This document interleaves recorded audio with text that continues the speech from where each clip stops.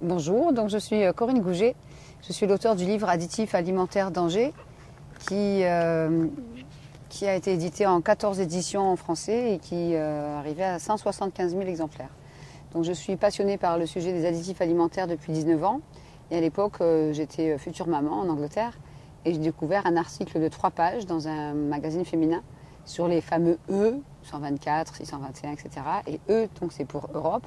Et après, on met 3 chiffres ou 4 pour désigner un additif. Donc j'ai commencé à éplucher les étiquettes de ce que je mangeais à l'époque quotidiennement. J'ai aussi compris qu'étant enceinte, il fallait que j'évite certains additifs alimentaires dangereux pour l'enfant que je portais. Et je me suis mise à cuisiner absolument tout ce que je mangeais. Des quiches, au sorbet, au gâteau, tout ça de manière traditionnelle. Et donc c'est une passion qui ne m'a jamais lâchée. Sauf que dans les références que j'utilisais, on ne parlait pas d'aspartame. Et ce n'est qu'en 2003, après des années très très difficiles, que j'ai brutalement découvert la vérité sur l'aspartame, on va dire que j'ai découvert la vérité à dose homéopathique. Et d'abord un début de vérité, 25 effets secondaires, puis les 92, et puis en 2005, on m'a offert ce livre imposant qui fait 1020 pages et qui s'appellerait en français « La maladie de l'aspartame, une épidémie ignorée ». Le scientifique qui a écrit ce livre a étudié les effets de l'aspartame sur ses patients pendant plus de 25 ans. Il a rédigé ce livre avec 1300 cas d'êtres humains qui ont eu des effets secondaires qui partent de la migraine à la crise d'épilepsie, à la tumeur au cerveau, à l'endormissement volant, à la rupture d'anévrisme, l'anorexie, l'obésité, la dépression, etc. Donc il a édité ce livre en 2001-2002 et en France on n'en parle pas. Et donc malheureusement le docteur H.G. Roberts, ancien diabétologue et endocrinologue, nous a quittés il y a 3 semaines. Il est mort à 88 ans de problèmes cardiaques et nous espérons que son livre et son travail puissent encore sauver des milliers de vies, comme ça l'a déjà fait. Je suis assez triste qu'il soit décédé, puisqu'il a été filmé par une journaliste française très connue et qu'il n'a pas été inclus dans son film, qui s'appelait Notre poison quotidien. Donc voilà, mon livre est aussi édité en hollandais, où on en est à 150 000 exemplaires. Il y a 6 ans, en espagnol, en italien, et la dernière version, c'est la version roumaine, avec un joli petit garçon qui mange une magnifique sucette colorée. Et donc j'aime bien la couverture de celui-là aussi. Mais l'idée, c'est de pouvoir permettre aux consommateurs non avertis de décrypter les étiquettes, parce qu'effectivement, il faut souvent une loupe. Tout ça, c'est écrit en minuscules. Si on prend l'exemple de ces horribles petits friandises, ben là, vous avez le mot Big Ben écrit en gros. C'est des imitations de petits bonbons bien connus, mais moins chers. Et là, pour lire ça sans loupe, là derrière, c'est pas facile. Donc du coup ben, il faut une loupe et pour découvrir avec quel colorant c'est fabriqué. Donc si on cherche un peu, on va chercher, il y a plusieurs langues, donc c'est malheureusement vendu dans de nombreux pays. Alors cacahuètes, on s'en doute, il y en a 29%. Enrobé de chocolat au lait, 48%. Dragéfié. Donc ingrédients sucre, c'est-à-dire qu'il y en a beaucoup, parce que c'est au début. Je vais essayer de trouver. Cacahuètes, beurre de cacao, lait entier en poudre, donc il y a des traces d'OGM, parce que c'est du lait industriel. Lactose, pâte de cacao, ça c'est moins dangereux. Amidon de riz, c'est moins dangereux aussi. Émulsifiant, lécithine de soja. Donc là, même le professeur Gilles-Éric Serlini va parler de traces d'OGM, parce que ça sera du soja transgénique. E476, sirop de glucose, ça c'est pour faire grossir. Cyanocarbone, sel de cuisine, c'est très rare de voir ça. On voit sel, mais sel de cuisine. On se demande si c'est pas du sel iodé ou fluoré. Maltodextrine, c'est une source de glutamate monosodique. Dans la maltodextrine, le glutamate libre qui va provoquer l'addiction. Cacao, 25% minimum. Peut contenir des traces de noyaux divers et gluten. Ça, c'est pour les allergiques. Et en général, sur ce genre de paquet, on voit les colorants à la fin de l'étiquette internationale. Et là, ils sont bien cachés. Ah, si, ils sont là. Ouhou. Voilà, on a carrément E100, qui est un colorant pas dangereux. E120, c'est un colorant rouge, qui est comme ça. E141, E153, je crois que ça doit être un bleu. E162 et E163. Donc on va regarder dans le livre. Il y en a beaucoup. Et celui qui est au milieu, en général, c'est du dioxyde de titane, qui ne semble même pas marqué sur l'étiquette. Là, c'est grave. Donc E100, c'est de la curcumine, colorant jaune d'origine végétale, donc ça va être celui-là. Après, on a donc du E120, là c'est moins drôle. C'est la cochenille, colorant dérivé souvent d'insectes écrasés ou chimiques. Les résultats de ces recherches sur les effets secondaires à long terme sur le système reproductif et le métabolisme ne sont pas encore disponibles à ce jour et ils pourraient être cancérigènes et mutagènes. En général, c'est de l'hyperactivité, de l'asthme, de l'eczéma, des insomnies, etc. Est très très utilisé. J'ai vu un monsieur ce matin qui a acheté mon livre il y a 4 ans et qui prenait un médicament avec un colorant. Et à chaque fois qu'il prenait ce médicament, il faisait de l'asthme. Et en trouvant les références dans mon livre, il a arrêté ce médicament pour prendre autre chose et il faisait plus d'asthme. C'est quand même impressionnant. Et c'est un monsieur d'un certain âge. Donc après, on a encore du E141. Donc là, il faut être vraiment... C'est un complexe cuivrique dérivé de la chlorophylle et de la chlorophyline. Donc les rapports sont contradictoires et à forte contenance de cuivre. Risque, asthme, réaction cutanée, allergie respiratoire. Donc on va dire que ça doit être à peu près cette couleur-là, orange. Et après on a encore du E153, charbon végétal médicinal, donc colorant noir qui serait dérivé de cendres végétales, souvent considéré comme inoffensif, mais avec des rapports contradictoires. E162, alors, rouge de betterave. Donc voilà, donc là encore on va dire c'est le moins dangereux. Et on a E163, c'est colorant entre le rose, le violet et le bleu, dérivé de fruits et de légumes. Et moi ce qui m'étonne beaucoup dans ce produit, c'est que le colorant blanc qu'il y a entre le chocolat et le colorant orange ici, eh ben, il n'est pas marqué nulle part. Et en général, c'est du dioxyde de titane qui est de plus en plus dénoncé comme contenant des nanoparticules, chers amis. Colorant blanc, combinaison de 2 atomes d'oxygène avec ce métal. Aucune étude à ce jour n'a prouvé que cet additif ne soit pas cancérigène. Donc sur les fameuses cacahuètes Dragévier avec un petit M sur le dessus, là on met du dioxyde de titane pour pouvoir pulvériser le colorant par la suite et avoir cette jolie petite lettre M sur le devant. Et on voit des gens dévorer des sacs entiers. Donc là, ça s'appelle Big Ben. Évidemment, si vous mangez tout le paquet avec le soja qu'il y a dedans, les produits laitiers, les arômes, etc., vous pourrez devenir un Big Ben vous-même. Mais bon, on ne va pas le dire. Donc je ne sais pas combien ça coûte ça, mais voilà. Sans colorant artificiel, il faudrait aller prouver que ce n'est pas de la cochenille industrielle ou que ça soit vraiment des insectes écrasés. Mais bon, ça ne me donne pas vraiment envie d'en manger. Donc voilà un exemple où il faut vraiment une loupe pour lire ces choses-là. Concernant l'aspartame, vous avez ici donc la photo du docteur H.G. Roberts que vous pourrez encore voir et entendre dans le film Faux sucre, vrai scandale sur Internet. Et donc c'est cet expert qui a écrit cet énorme pavé, comme on dit souvent. Et donc il était endocrinologue et diabétologue. Et dans ce livre, à la page 550 à peu près, il y avait un questionnaire qui s'appelle Survey Questionnaire pour les victimes de l'aspartame. Et ce questionnaire, il se retrouve maintenant dans mon site en français et il s'appelle Intoxication à l'aspartame. Donc on prend de l'aspartame pour maigrir, parce qu'on est diabétique, pour éviter le sucre, pour X raisons. On commence souvent malheureusement par des choses comme ça que tout le monde connaît. La boîte est tellement vieille qu'on ne voit plus les ingrédients derrière.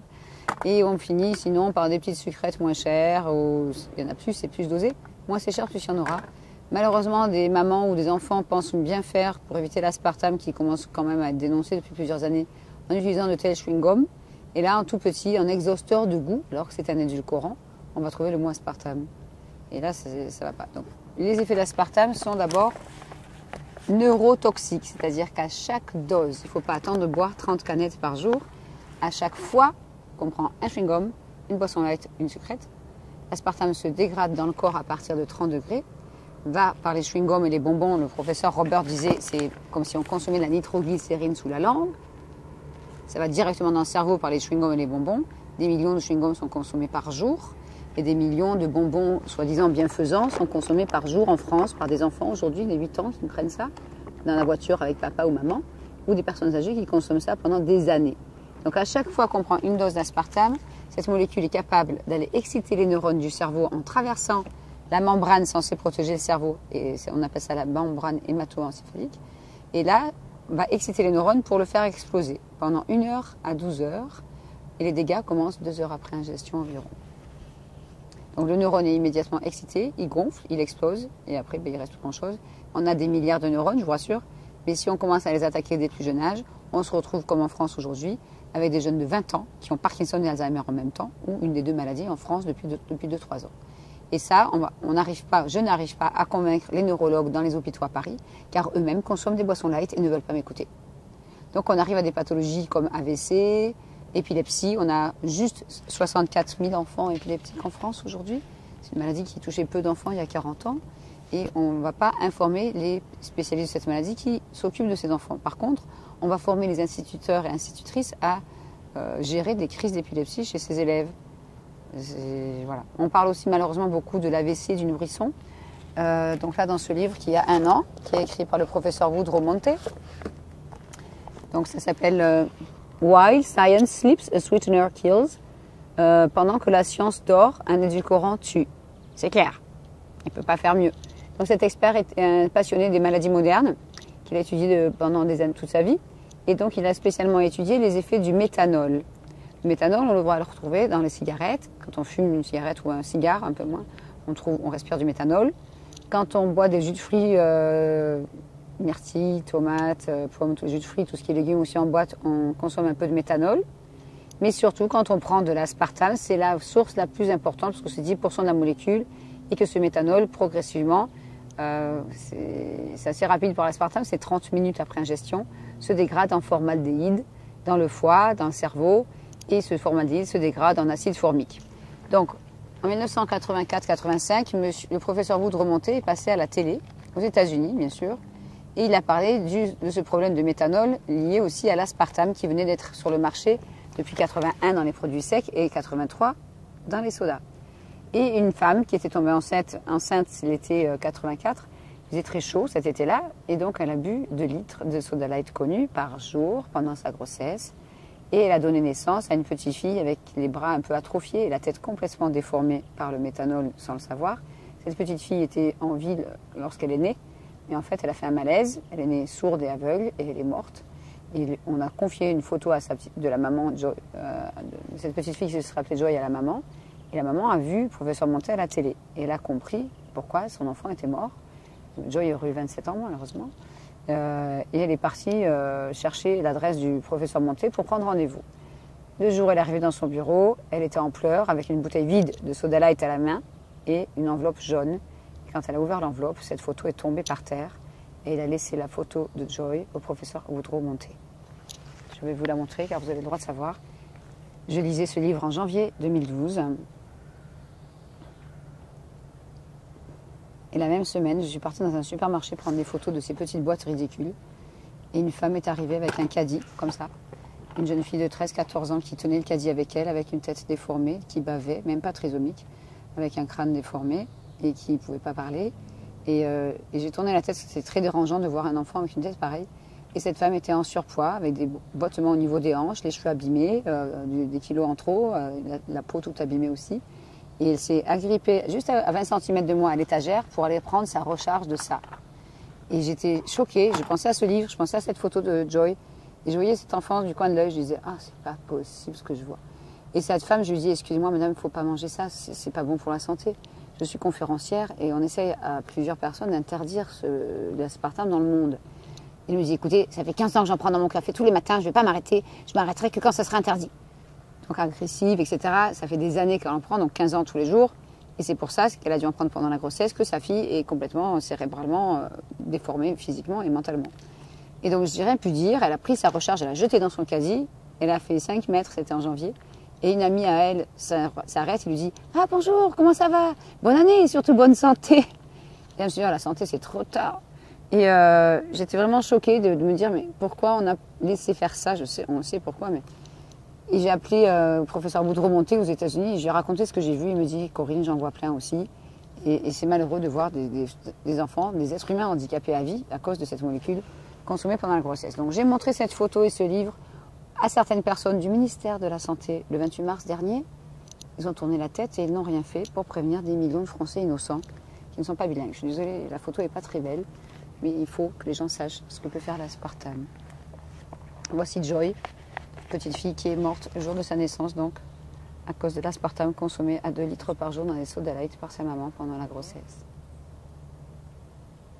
Le docteur Roberts, quand il passait à la radio aux États-Unis, parlait de génocide. Et je soupçonne qu'il a tenu les mêmes propos devant cette célèbre journaliste française lorsqu'elle a interviewé en 2009, et que ce n'est pas dans le film. Et je suis vraiment déçue parce que maintenant qu'il est décédé, il est évident qu'il ne fera plus d'interview. Maintenant, je vais vous montrer aussi les dessins du livre du docteur Blaylock. Donc ça, le docteur Blaylock, c'était cet expert qui est aussi dans mes relations.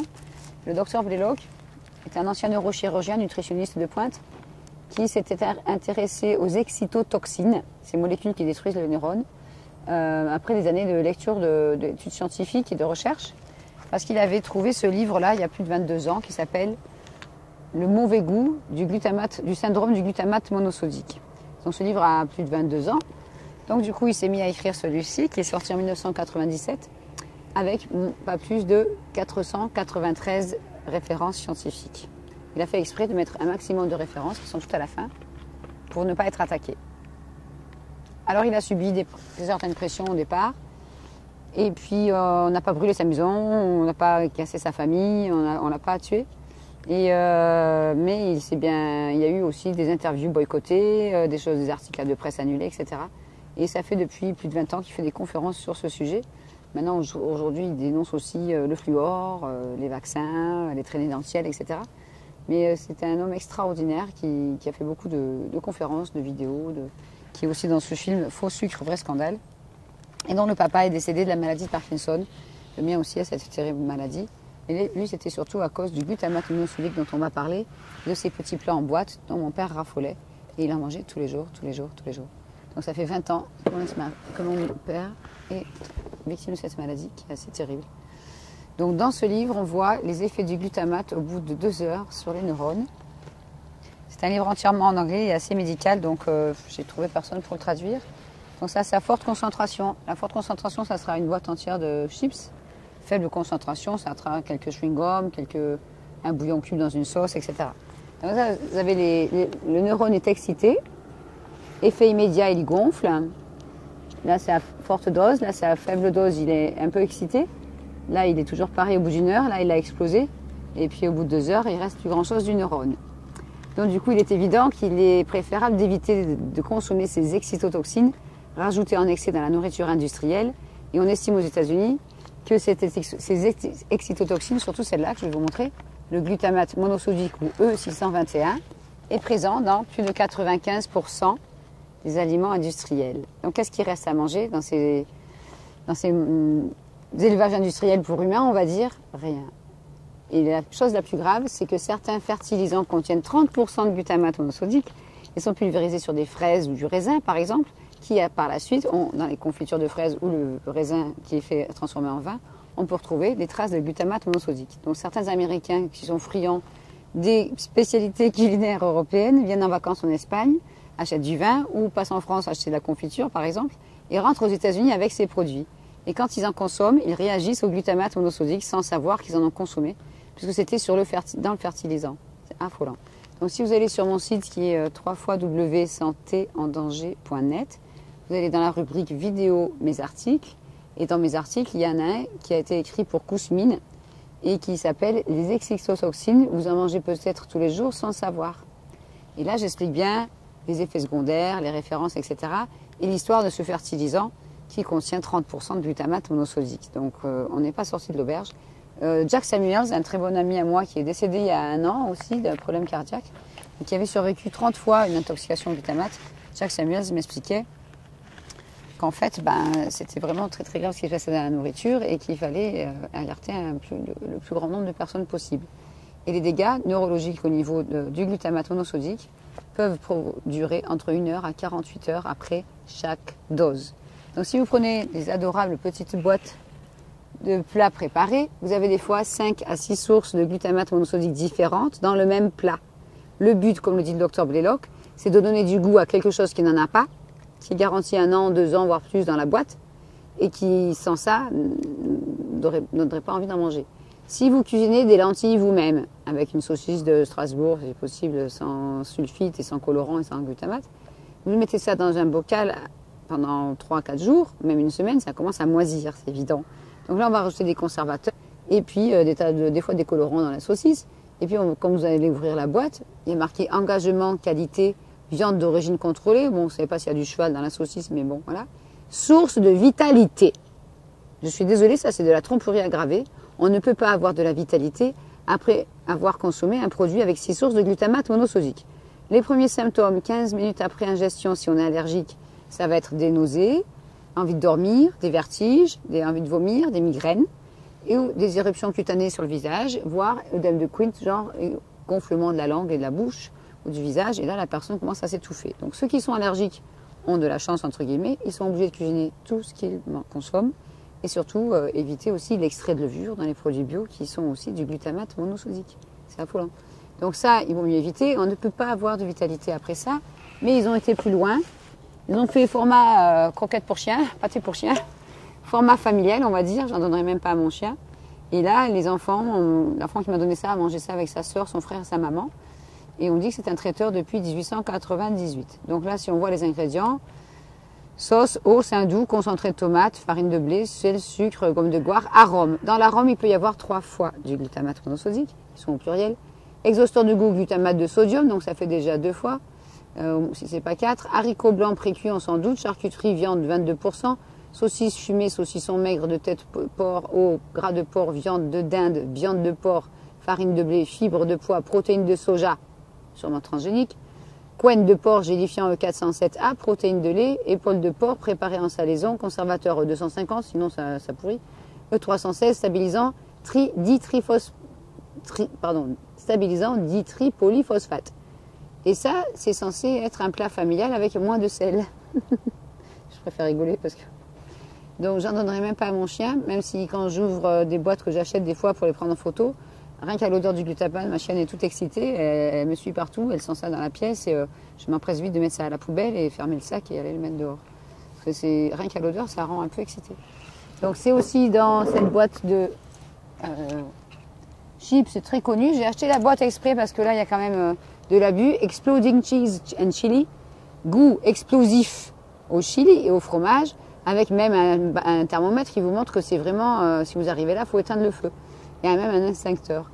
Et donc, bursting with more flavor, ça veut dire que ça explose avec plus de goût. Et c'est, comme vous vous en doutez maintenant, c'est pas le goût qui explose, c'est vos neurones. Et avec une boîte comme ça, selon de nombreuses recherches, on peut aussi faire un arrêt cardiaque quelques heures après avoir ingéré une boîte entière. C'est affolant. Le but, c'est de donner du goût. Si vous allez sur Internet, et YouTube, et vous tapez la vérité sur le glutamate monosodique, vous verrez une vidéo qui dure 13 minutes, sous-titrée en français par un de mes amis, et qui a été diffusée à la télé en 1991 aux États-Unis, et après en janvier 92. Si cette vidéo avait été rapportée par les médias français à la télévision à l'époque, nous aurions moins d'arrêt cardiaque, d'AVC, d'obésité, nous aurions moins d'enfants hyperactifs ou dérangés, nous aurions moins de Parkinson et d'Alzheimer, entre autres, voire des cancers.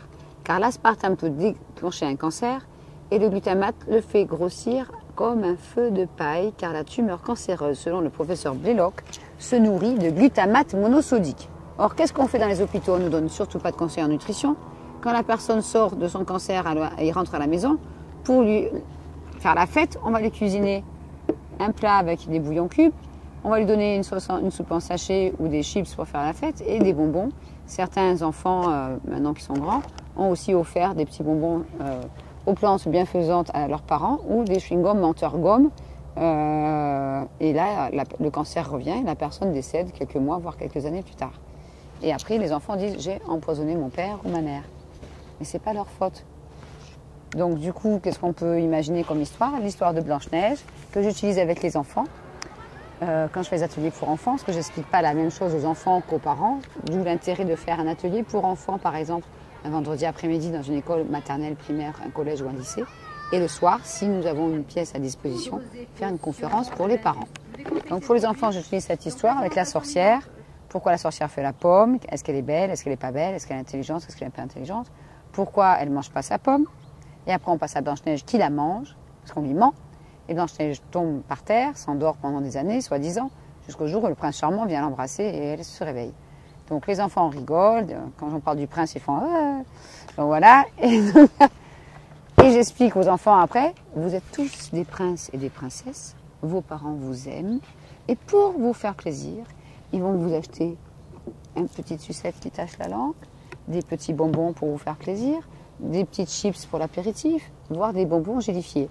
Parce que les parents ne savent pas ce qu'il y a dans ces produits. Là, il devrait y avoir les ingrédients sur le papier, là où c'est plissé. Ils n'y sont pas. C'est pas vraiment légal. Et le temps qu'on ait enlevé le papier de toute façon, on n'irait pas le lire et on a déjà la sucette dans la bouche. Ce colorant, c'est du E133, bleu brillant FCF, qui est toxique. Et dans les années 70, il a été injecté dans la peau de rat et ça a provoqué des cancers au point d'ingestion. On dit rien, on laisse faire. Donc c'est un colorant qui a envie de sucer ça. Ça fait penser au ciel, de vacances, à la plage, au bleu, ça détend. Et l'enfant va avoir très rapidement la langue bleue, la salive bleue, les gencives bleues, les lèvres bleues, et il rigole. Seulement le colorant, il faut bien expliquer que c'est le même utilisé dans des petits gels douche qu'on distribue gratuitement dans certains hôtels. C'est la même couleur, sauf que ce n'est pas le même code. Donc dans la nourriture, c'est E133 ou bleu brillant FCF, quand ils mettent le nom et pas le code. Ou dans les cosmétiques, comme ce petit gel douche gratuit, du CI 42090. Colorant bleu de synthèse utilisé dans des tonnes de bonbons, de sucettes, de chewing-gum, de cosmétiques, de médicaments. Risque hyperactivité, asthme, urticaire, insomnie et cancer. Mélangé au 621, ce colorant devient 4 fois plus dangereux. Et on en met dans des tonnes de bonbons pour enfants. Il y a un problème. Donc après, on va dire qu'il y a de plus en plus de cancer de l'estomac chez les enfants. Ou de cancer en général de l'enfant. Mais l'enfant, on va lui offrir des repas au McDonald's dès qu'il a fini sa maladie. Ou on va lui donner des bonbons parce qu'il a souffert. Moi, je suis dégoûtée. Je suis dégoûtée de ce que je vois. Absolument dégoûtée. Et quand vous voyez une petite fille qui arrive à mon stand, « Ah, c'est quoi toutes ces boîtes de chewing-gum » Elle a plus de cheveux, elle a plus de sourcils, elle a sous chimiothérapie, elle a un foulard à fleurs pour cacher sa calvitie. Et le papa et la maman sont là avec la petite sœur et le grand frère. Ils ont la misère sur le visage, parce que c'est très dur de vivre une épreuve pareille avec un enfant atteint d'une tumeur au cerveau. Et je regarde le papa, je dis, excusez-moi, c'est votre enfant? Ah oui, oui, elle mâche beaucoup des chewing-gums, elle mâche que ça. Vous avez envie d'hurler, de crier, vous regardez le ciel, il fait beau, vous êtes dehors. Et vous expliquez l'histoire de la Blanche-Neige à la petite fille, vous montrez les effets secondaires de l'aspartame à la maman, et vous expliquez à la petite fille qu'à partir d'aujourd'hui, il ne faut plus jamais qu'elle mâche un chewing-gum de la sorcière qui a fabriqué ça, parce que la sorcière n'en mâche pas. Et la petite fille, elle vous fait un grand sourire, il ne reste plus que sa bouche qui est rose et ses yeux bleus, en couleur sur son visage. Et le lendemain, elle vous revoit, elle vous fait un sourire extraordinaire. Et je ne sais même pas si elle a survécu son cancer. Parce que les techniques utilisées pour, soi-disant, guérir les enfants ne sont pas toujours les meilleures. Donc, Corinne Gouget, elle en a marre de voir des jeunes filles qui ont perdu leur papa à cause de bonbons comme ça, d'une rupture d'anévrisme. J'ai vu une dame aujourd'hui qui a sa maman qui en a pris des années, qui a Alzheimer maintenant, qui est en maison de retraite et qui en consomme encore. Et elle ne savait pas. Je vois des gens qui ont Parkinson, qui ont mangé des tonnes et des tonnes pendant 10-15 ans. Des enfants qui en demandent. Donc après, on s'étonne qu'il y a des AVC chez les jeunes, qu'il y a des tumeurs au cerveau, qu'il y a des leucémies, qu'il y a des cancers de différentes sortes. C'est absolument insupportable. Ici, vous avez un expert qui s'appelle Dr Ralph Walton. Et comme vous le voyez, il est psychiatre. Il faut vraiment aller voir ce film Faux sucre, faux scandale, parce que ce professeur en psychiatrie qui est un ami s'occupe de gens avec des troubles psychiatriques aggravés ou provoqués par l'aspartame depuis 1985. Je répète, 1985. Et en France, on ne dit rien. Qu'est-ce qu'on fait dans les hôpitaux psychiatriques pour adolescents? On leur laisse utiliser ça dans leur café le matin et ils mâchent des chewing-gums et l'après-midi, ils se tapent la tête sur les murs. Et on leur donne quoi? Des antidépresseurs qui interagissent avec l'aspartame, comme l'aspartame qui interagit avec les vaccins et qui interagit avec les métaux lourds. Les métaux lourds, pour ceux qui ne savent pas, c'est l'aluminium dans la casserole, dans le déodorant, c'est les métaux lourds que les dentistes vous mettent dans les dents avec le mercure, c'est différentes origines pour les métaux lourds. Et donc on ne dit rien et on en absorbe et après ça se mélange avec les bonbons ou les chewing-gums qu'on mâche et on devient intoxiqué en plus au mercure. Donc je ne vais pas tous les dire parce que le questionnaire est sur mon site, mais l'aspartame peut provoquer des problèmes de vue, donc des taches dans le champ de vision, la vue qui baisse, forte sensibilité à la lumière, perte de la vue, des sifflements ou des craquements dans les oreilles, d'où aussi une forte sensibilité au bruit. Ça va très très loin. Donc les gens vivent avec des bouchons dans les oreilles, surtout pour dormir ou même pour ne pas... J'ai eu une maman qui mâchait ça. elle mettait des bouchons dans les oreilles pour pas entendre ses enfants dessiner sur des feuilles de papier dans le RER. Et après, ça l'incommodait. Elle est partie s'asseoir ailleurs pour pas voir ses enfants dessiner qui faisaient pas de bruit. Ils étaient 3. Donc là, j'étais lui taper sur l'épaule. Elle a enlevé son bouchon. Et elle a compris qu'elle souffrait de ça à cause de ça. Donc voilà, 3 enfants. Ça rend les parents psychorigides. Ça provoque des troubles psychiatriques assez importants. Migraine, vertige, tremblement, crise d'épilepsie, convulsions, fatigue chronique, insomnie ou problème pour s'endormir. J'ai vu une jeune fille aujourd'hui qui avait de graves problèmes de sommeil. Réveil dans la nuit, donc on va aux toilettes parce qu'on ne retient pas ses selles et on a soif, on va boire des boissons light parce que l'eau c'est pas bon et on n'arrive plus à s'endormir. Donc le matin on se réveille, on a du mal, on rate le bus pour aller au collège ou on devient agoraphobe. L'agoraphobie est principalement provoquée par les boissons light parce que d'après le professeur donc Ralph Fulton à New York, parce qu'on a vu beaucoup des agoraphobes aux boissons light, des sous-marques et des grandes marques, il me disait que ça doit être le mélange caféine et aspartame qui aggrave les troubles de la personnalité. Et on dit rien. Donc ça peut aussi faire essoufflement inexpliqué, au niveau de la psychiatrie, irritabilité, troubles de l'élocution, dépression, tentative de suicide, changement de personnalité, troubles de mémoire, confusion mentale, douleur inexpliquée au visage, aggravation des phobies, des tocs, c'est extraordinaire les tocs que ça provoque, des obsessions pour l'argent, le pouvoir, le rangement, la propreté, la paranoïa peut être aggravée, voire aller jusqu'à la paranoïa aiguë, la peur de la hauteur, l'obsession sexuelle, l'hypersexualité, ça provoque des courts-circuits. C'est très bien expliqué dans ce livre, la page 192. Et donc la personne sent la crise arriver, on appelle ça une attaque cérébrale aussi, et donc elle se sent cette colère monter et elle ne peut pas s'en empêcher. Donc j'ai des mamans qui me disent, j'étais pas méchante avant, je suis devenue.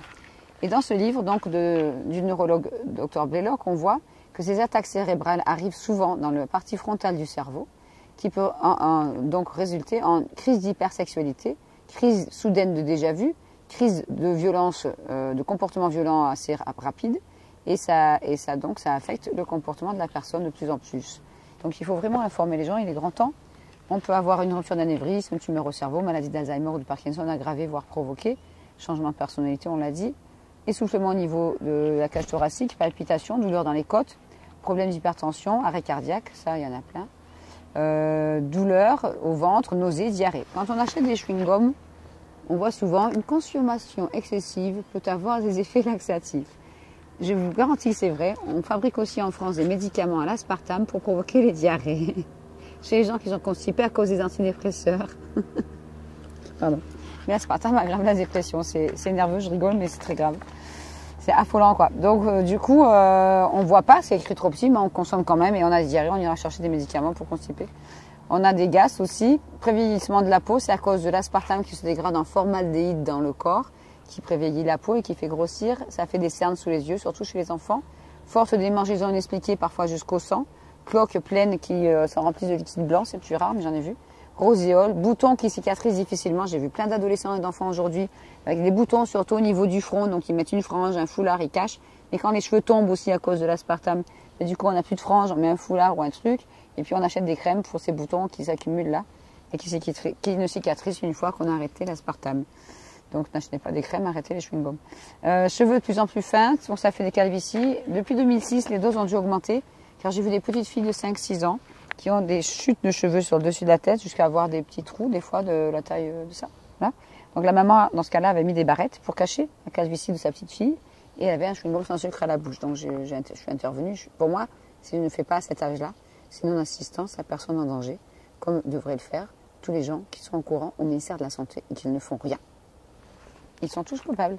Gonflement de la bouche, gonflement de la langue, caries, déchaussement ou rétraction des gencives, alors que c'est censé protéger la santé de vos dents. C'est grave. C'est vraiment grave. Et donc, en forte dose, oui, on a les gencives qui s'affaissent et les dents qui tombent. Mais à un certain âge, elles ne repoussent plus. Donc, il faut arrêter. Au niveau du poids, l'aspartame fait grossir, surtout par ses produits. J'ai des cas en France avec des jeunes surtout de 20-25 ans.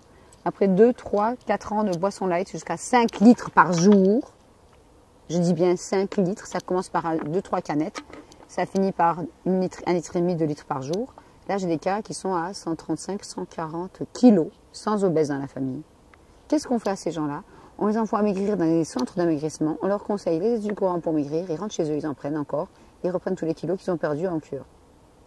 Donc on les envoie à Paris à l'hôpital pour faire de la chirurgie réparatrice. Et on met des ballons, des anneaux gastriques dans l'estomac pour que l'enfant qui a 15 ans et qui fait 157 kilos, il y a eu des cas en France, eh ben, il mange moins. C'est pas ça qu'il faut faire. C'est de la prévention au niveau des enfants, tant qu'ils ne sont pas obèses, pour expliquer, voilà, si vous mangez ça et si vous en mangez trop, vous pourrez avoir des troubles du comportement, de l'obésité, etc. Donc les enfants, cet après-midi, je leur ai montré donc ce livre, je leur ai montré la photo de ce petit rat, qui montre bien un rat nourri au glutamate monosodique et un rat sans glutamate monosodique. Et vous voyez bien que le rat au glutamate, il est gros. Or, l'être humain est beaucoup plus sensible, au moins 10, 15, voire 50 fois plus sensible à ces produits-là que le rat. Et l'être humain, il ne mange pas que du glutamate, il mange aussi de l'aspartame, il mange aussi des colorants, des tas de produits, des huiles, des graisses hydrogénées, des tas de choses qui font grossir. Et donc, d'où l'épidémie mondiale d'obésité et de diabète à cause de, entre autres, cet ingrédient. Donc du coup, sous l'effet de la boulimie, ben on mange. Si vous prenez un paquet de cigarettes, il y a bien marqué « fumer tue ». Et il y a un journaliste français qui s'appelle William Raymond qui explique bien aussi que manger peut tuer. Mais ça, on ne va pas le dire.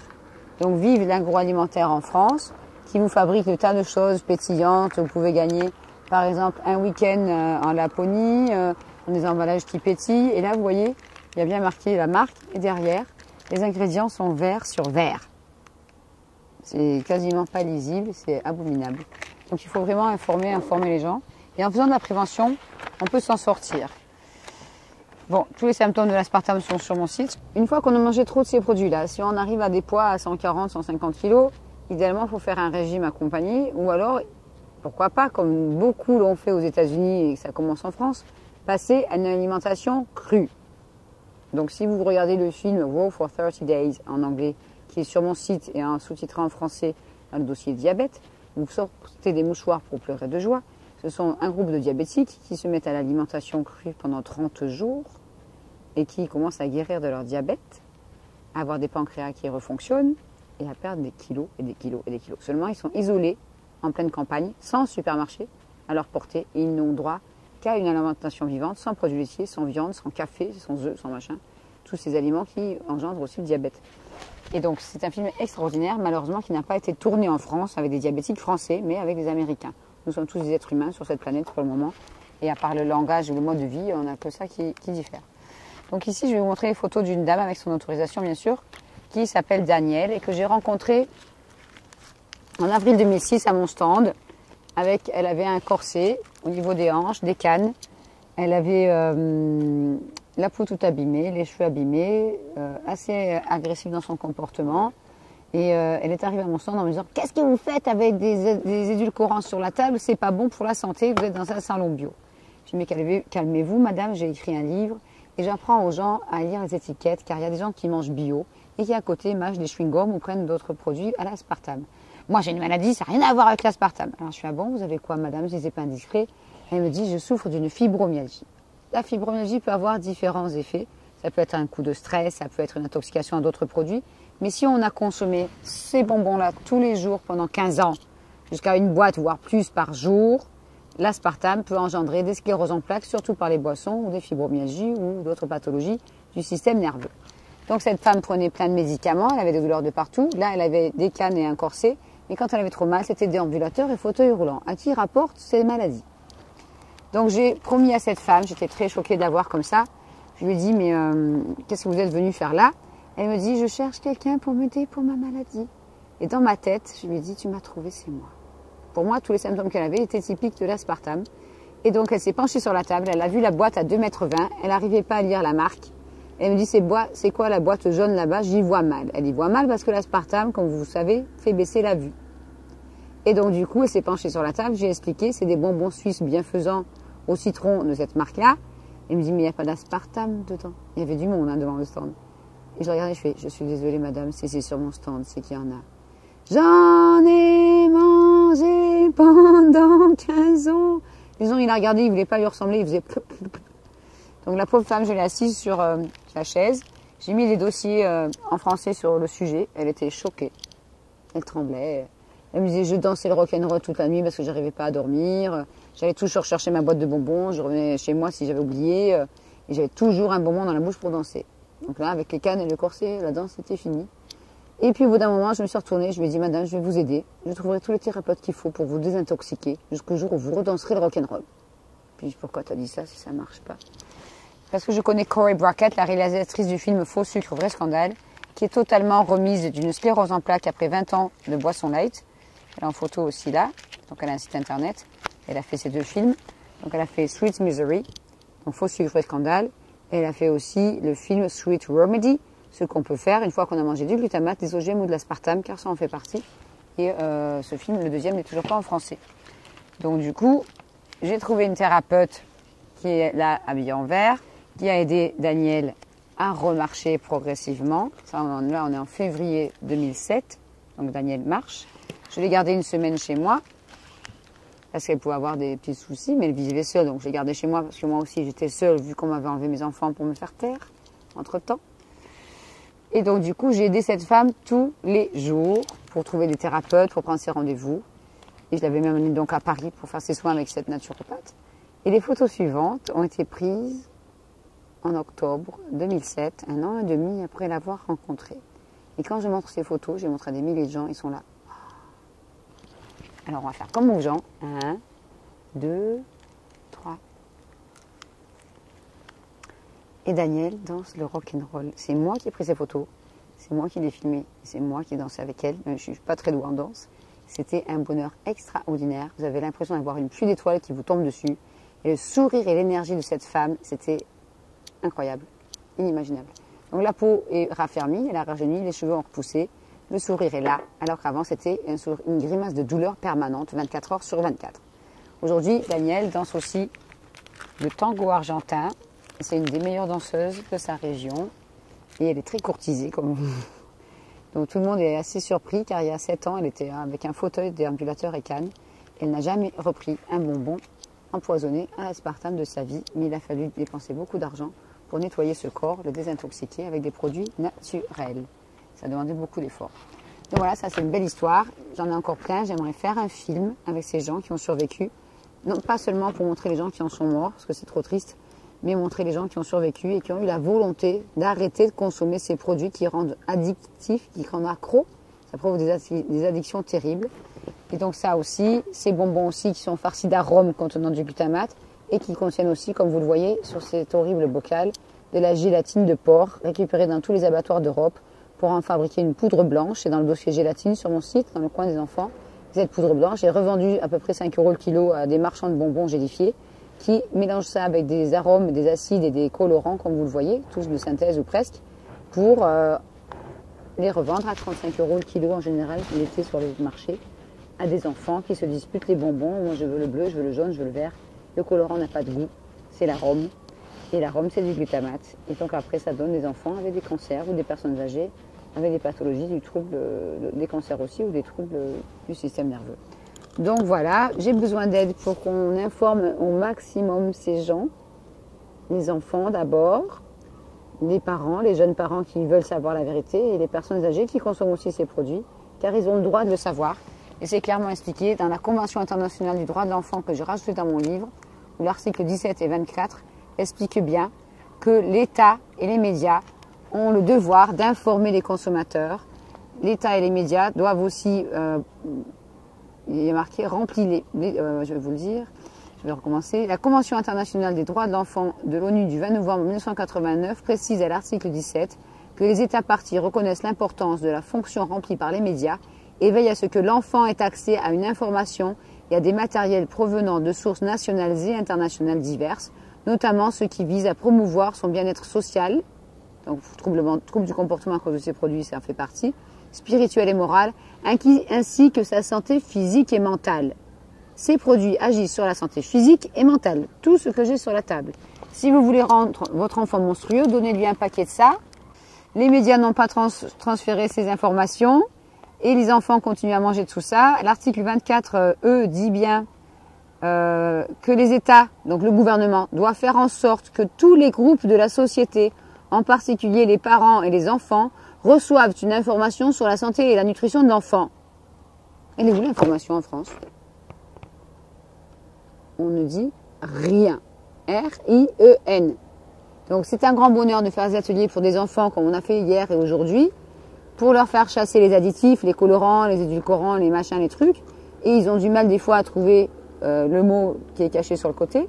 Et donc du coup on met tout ça à la poubelle et après on mange un petit dessert qu'on fait soi-même, sans additifs, sans acide citrique, sans vitamines de synthèse, car on n'a pas besoin de tous ces produits-là quand on mange des aliments frais et si possible sans pesticides. Donc voilà, si vous désirez en savoir plus, vous pouvez toujours aller sur mon site ou m'envoyer un petit mail. Aidez-moi à faire passer le message, car des millions de gens sont en danger en France à cause de cette malbouffe qui ne sont que des marchandises à boycotter, comme c'était dit dans le film de Colin Serrault qui s'appelait « Solution locale pour un désordre mondial ». Et donc voilà, vous êtes les patrons de ces gens-là, vous leur donnez de l'argent, vous votez pour eux quand vous achetez ces produits. Il ne tient qu'à vous d'acheter autrement, de consommer intelligemment, d'acheter vos produits frais, si possible locaux auprès des gens qui les font pousser ou qui les cultivent, ou qui les élèvent, et selon vos choix. Et donc du coup, de donner de l'argent à des gens qui vont pouvoir produire mieux pour vous, qui consommeraient mieux. Voilà. Bonne santé à vous, surtout à vos enfants.